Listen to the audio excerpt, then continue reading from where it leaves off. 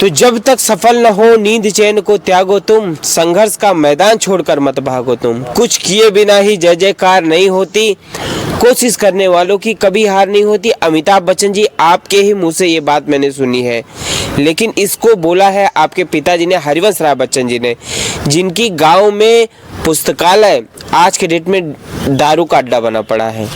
आप छोटे मोटे हस्ती नहीं हैं। आप अगर गांव में कुछ करेंगे तो गांव में लाखों लोगों को रोजगार मिलेगा। और मुझे जबलपुर वाले ना भर भर के सपोर्ट कर रहे हैं, क्योंकि कहीं ना कहीं मेरा भी गांव है, आपका भी गांव है, तो मैं अपने गांव के लिए कुछ का आप दादा करोगे ना तो गांव में लाखों लोग आपको आशीर्वाद देंगे। सर, क्या नाम है सर आपका? मैं अमित, मैं खुद भी अमित बालोटिया हूँ। अमित जी के ही नाम से मैं भी जाना जाता हूँ। और मैं भी अमित हूँ। क्या बात है, कितना इत्तेफाक है।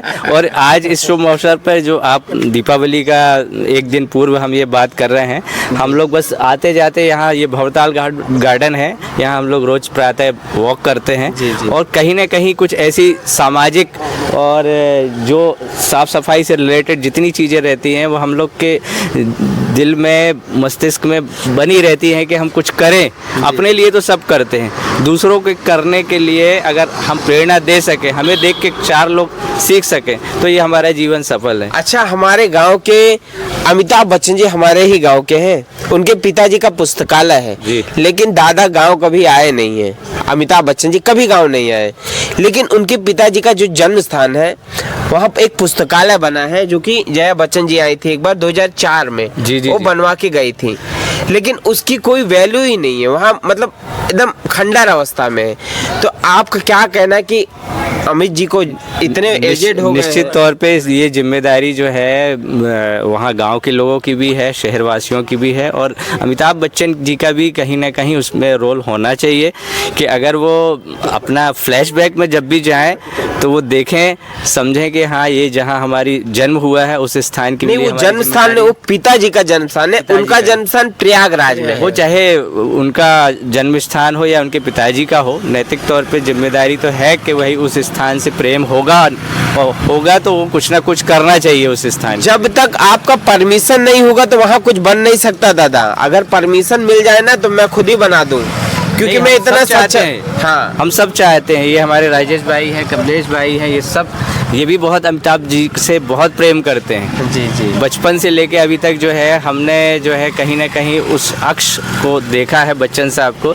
तो बच्चन साहब और उनके पिताजी जो हैं हम सब के भी प्रेरणा स्रोत हैं। मैं चाहता हूँ कि हरिवंश राय बच्चन एक बहुत बड़ा नाम है।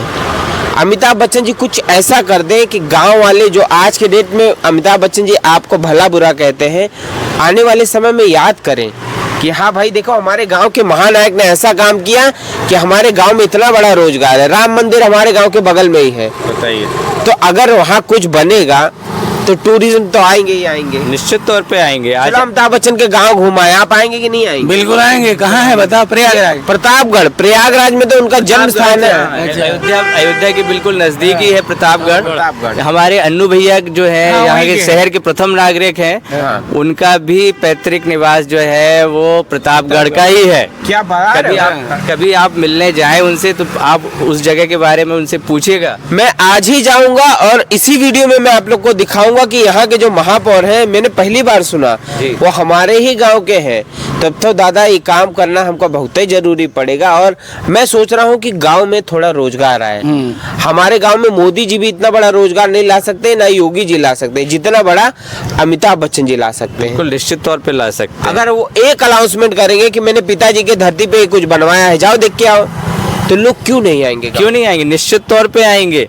और हमारे राजेश भाई जैसे जो लोग हैं ना, आप इनसे सुनिए, ये भी बच्चन साहब के बहुत बड़े फैन हैं। सर, निश्चित रूप से एक पिता जब शिखर पर हों और उनके जब बच्चे भी शिखर पर, अमिताभ बच्चन भी हिंदुस्तान के शिखर पर हैं कला के क्षेत्र में, निश्चित रूप से जब वो वहाँ कोई ऐसी जगह बनवा दें, कोई स्मृति स्थल ऐसा बनवा दें जिससे लोग बाग उस स्थान को देखने के लिए, दर्शन करने के लिए आ जाएं, तो वो दर्शनीय स्थान हो जाता है। और लाखों लोगों को, जब कोई पर्यटन का क्षेत्र बन जाता है तो लाखों लोग वहाँ आते हैं, वहाँ को रोज़गार भी मिलता है और वहाँ का सुधार भी हो जाता है। तो मैं यही अपेक्षा करूँगा कि उन्होंने लाइब्रेरी बनवाई, उसके अलावा भी वो जो कर सकते हैं पिता की स्मृति में या कोई ऐसा काम जिससे वहाँ का रोजगार, पर्यटन सबको बढ़ावा मिले और लोग बाग जो है अच्छे रहें, सुख। लाइब्रेरी आपने बनवाया है, लेकिन लाइब्रेरी में बुक कभी नहीं था, तो ये बड़ा दुख है कि भैया आपने अच्छा काम किया दादा। मैं बोलूँगा आपने जीवन में बहुत संघर्ष किया, बहुत कठिनाइयों का सामना किया, लेकिन आप चले जाओगे तो लोग भूल जाएंगे आपको। दादा कुछ करके जाओगे ना, तो आपके पिताजी जो कि महान हस्ती थे, जिन्होंने इतनी बड़ी बड़ी उपलब्धि हासिल की है, मदिरालय जाने को घर से चलता है पीने वाला, किस पथ जाऊं असमंजस में है वो भोला भाला, अलग अलग पथ बतलाते सब, पर मैं ये बतलाता हूँ कि राह पकड़ तू एक चलाचल पा जाएगा मधुशाला। मधुशाला बहुत फेमस है, फेमस उनकी पोइट्री थी।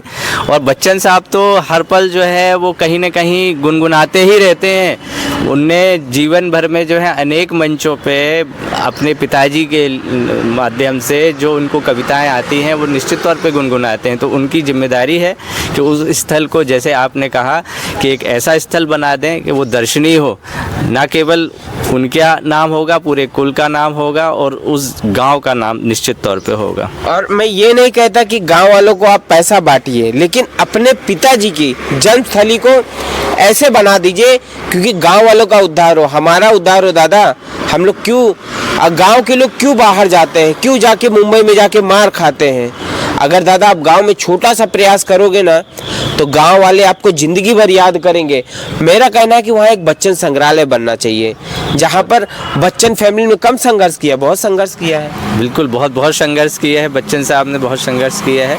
ये ज़रूर है कि जो उनकी ख्याति, उनके पिताजी की ख्याति थी, वो तो बच्चन साहब से बहुत पहले से थी। उस परिवार से बिलोंग करने के बावजूद भी बच्चन साहब ने बहुत संघर्ष किया, अनेक तरह की जो है जॉब की, पढ़ाई की, एजुकेशन के साथ साथ उनने फिल्म लाइन में भी ऐसे ही नहीं आ गए थे, बहुत ठोकरें खाई।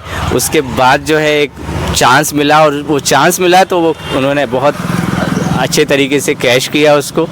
और आज जो इतना बड़ा नाम है, बोलते ही है बिग बी है ना, तो नाम है इतना बड़ा, तो वो जो चाहे वो कर सकते हैं। पूरी फिल्मी जगत को, अपने इंडिया के बाहर भी पूरी फिल्मी जगत को बिग बी के नाम से जाना जाता है। बिग बी के नाम से। सोचिए हमारे दादा का इतना बड़ा नाम है कि नाम में डूबने देखते रहना चाहिए मुझे नहीं, मुझे लगता है कि कुछ करें ताकि उनका नाम इतना बड़ा था, उस नाम के अनुकरण में ही हमारे माँ बाप ने कहीं ना कहीं सोच के रखा होगा, आपका नाम अमित है, हमारा नाम अमित है, वो अमिताभ बच्चन है, हम अमित बालोटिया हैं, ये भी हम भी हैं, हम भी अमित सोनी है, ये भी सोनी है, राजेश सर। जी सर, धन्यवाद सर। आप लोग देखिएगा इसी चैनल पे किस तरीके से उनके पिताजी की जमीन खंडर बनी पड़ी है। मैं बस एक चाहता हूँ कि आज के डेट में जो गाँव वाले आपको भला बुरा कह रहे हैं, एक समय के बाद आपको आशीर्वाद देंगे, क्योंकि आप लोग तो बुरा तो कभी कह ही नहीं सकते हैं, हमेशा गांव वाले बोले, गांव वाले सोचते हैं। बोल रहे हैं, और गांव के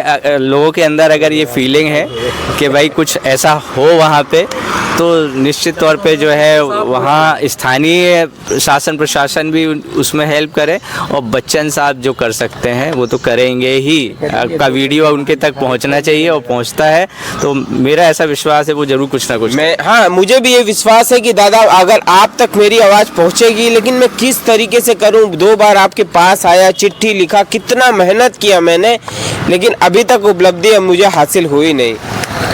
धन्यवाद सर, आप लोग हमारे चैनल पे आए। सर देखिएगा, ये मिस्टर अमित सोनी जो हमने